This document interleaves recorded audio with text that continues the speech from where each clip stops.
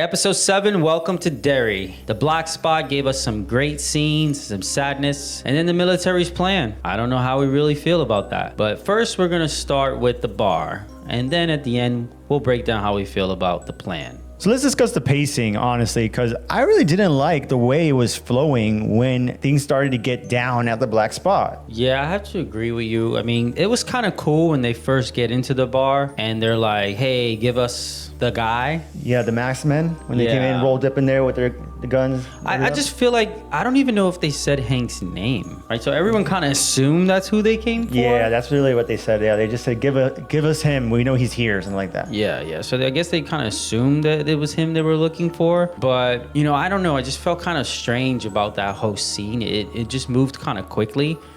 But I do like how the military men, they didn't really want to give him up. So they kind of like, we're not going to let you take him and hang him.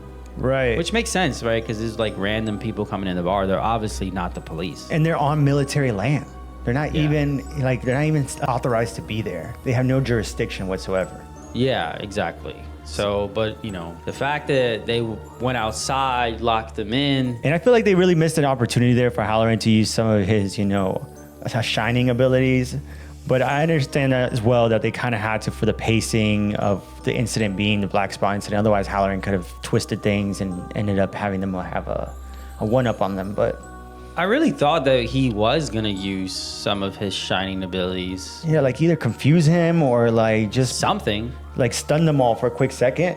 Yeah. That would have been cooler than the weird thing that they did. They did something like they distracted them really quickly so they all pulled their guns out. Yeah. But it wasn't like anything that was Hallorann's specific ability. Yeah, I mean, the scene where he used the Indian lady. Yeah, so ghost lady. So let's get further, into the rest of the... What did he even say to her?